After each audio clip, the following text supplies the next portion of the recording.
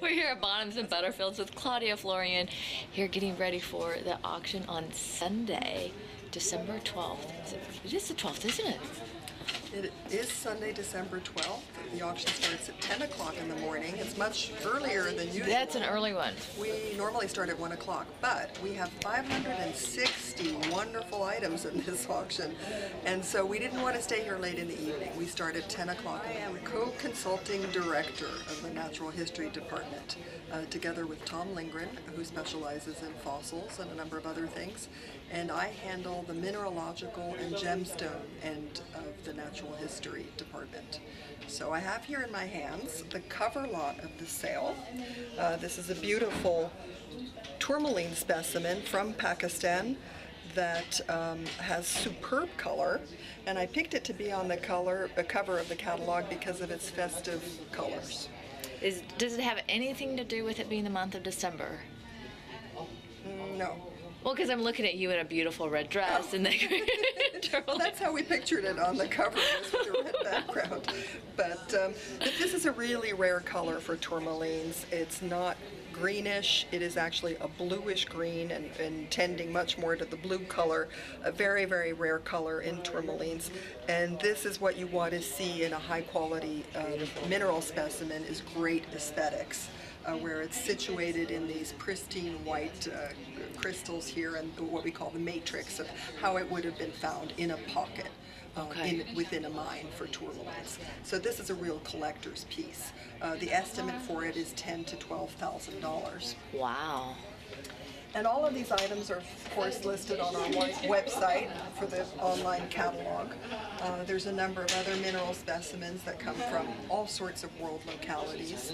And many of these mineral specimens are being offered without reserve. We've received them from local estates and from collectors who just want us to sell them. And so we indicate in the catalog which pieces are offered without reserve and that sort of thing. This is a beautifully bright colored specimen. It's native sulfur. Really? And this comes from Sicily. And when you get these large, big crystals, Sicily is the main locality. Illinois is another one too. But these big crystals, this is an old-time specimen that comes from Italy. And these are the types of things that appeal to knowledgeable collectors of mineral specimens. We have a natural tanzanite here, for instance, and I can't get the cabinet open, but unheated tanzanite that's all natural color. This particular one here. Oh gosh, look at the color on that. And then fluorites and tourmalines and a variety of mineral specimens. You have a lot of really colorful, gorgeous specimens. Yes, I mean I turn away a great number of consignments, especially here in the Southwest. There are a lot of rock hounds that bring in all sorts of minerals that they've actually found themselves, and the large majority of those don't tend to have much of a market value. It's typically a mineral collector who has spent money on a collection that is worthwhile, and those are the collections that we seek, because when you do spend money on a certain type of collectible, then when you go to sell it, it's also worth money, rather than the rocks that you find by the side of the road. And of course in this auction we have gold nuggets as well. The native gold nuggets are a standard feature of our auctions, but in this particular sale we have a number of them that come from more exotic localities. Okay. A more typical locality for gold nuggets would be Australia. We have some California examples also. But in this particular auction, we have a nugget that is a very large one for the location. It's a West African nugget. And an interesting one, because it's not a river tumbled nugget, it's a nugget that's known as an alluvial nugget. The quartz weathered away, and it's in its natural state. So that's definitely something that's of note that we should have a look at in a moment. In this auction, we actually have some interesting lots. You know, we try to feature lots in our auctions where natural history can be used in a decorative context also. I have two lots here that have been sent to us by an Australian collector. Wonderful top quality seashells. This one is in the cowrie family, for instance, and many people don't realize that cowries are not always white with brown spots on them. There are such a number of varieties of them. But in seashells, what you want to look for, and the way these are collected actually is, they're not the seashells that you find on the beach. Those are not actually saleable because by the time they've tumbled up on the beach and been tossed about by the waves, the condition is very poor. So seashell collectors actually collect shells which they have to be live collected. The animal still has to be in it when you go diving for these shells. And that's how they maintain that beautiful, pristine condition without any chips or nicks or anything like that. So these are wonderful collections of seashells that we have offered here. The collector who gave these to me, he's numbered all of them and listed the Latin and species names and the location that they were found, and at what sort of depth, diving depth they were found, and that sort of thing. But it would That's make interesting. a wonderful Christmas present for anyone who loves natural history, and you want to give a present to your granddaughter or something like that. This has got gorgeous display qualities and all in pristine condition. Yeah, I've never seen These are any shells lovely. that look like that. And here's one that still has this original piece in here too. That's called the operculum. If you go to a common store on the beach or something, they are never in this condition, and these are really rare and unusual, exceptional shells that are in these two moths here in this collection. Those are pretty intriguing. We feature different types of coral sometimes in our auctions. These are all raised on farms. Usually coral comes from the Philippines these days, from farm-raised colonies, and the ones that we sell are rapid growth corals. This particular one, though, comes from Alaska, and that is a rare locality. That was from an old estate that was collected many decades ago. Sometimes in the natural history auctions, of course, we have natural history curiosities, and this one is very curious. Can you guess what it is? It looks like a body part. It looks like a body part. It looks like perhaps a part of the female anatomy, a lady's derriere.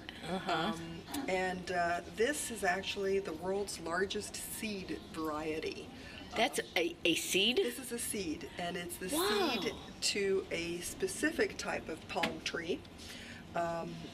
Originally it was thought to come from the Maldives, but then later it was realized that it comes from the Seychelles, and it's known as a double coconut. You can see because it's all connected and it's one huge piece.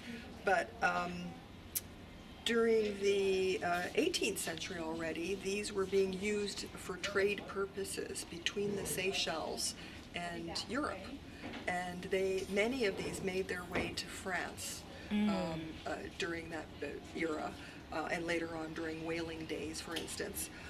And so the French gave these coconuts a name. They're called coco de mer or coco de fesse, which means a coconut that resembles a lady's buttocks, actually. So, am I allowed to say that word? You can say that. And you can kind of see why, and because they would float on the water, and the sailors would see them, and they would said that it resembled a lady's derriere. In any case, the location where these come from is on the Seychelles.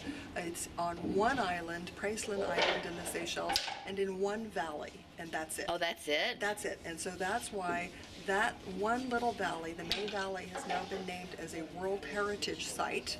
You can't collect these there anymore. You can't fell any of the trees or take out any of the trees there. It's a World Heritage Protected Site.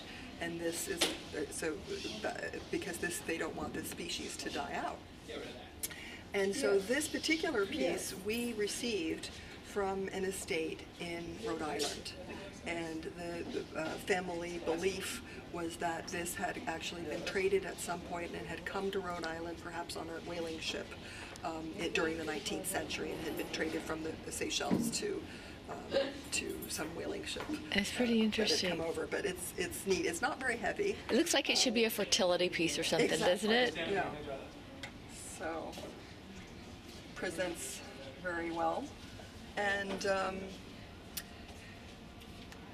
I also, we seek out some artists that work with natural materials or feature fossils in their items as well.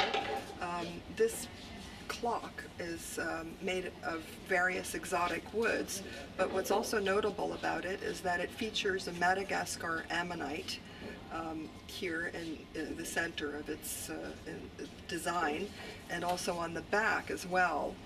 There's an ammonite featured there. And this was made by a local artist here in Lancaster, California.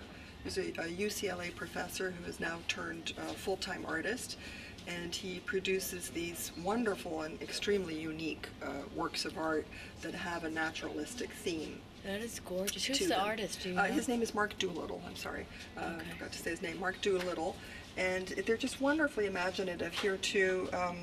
Oh, I've forgotten the names of all the woods. I mean, they're curly maples and exotic, various exotic woods that he uses in them, and staining that you can use on wood. This is a gorgeous jewel box, and they're perfect items that are wonderful for gift giving, and I've selected them to be in the natural history auction because they incorporate the natural theme. They're pretty exceptional. Yeah, they're very, very unusual and beautifully made.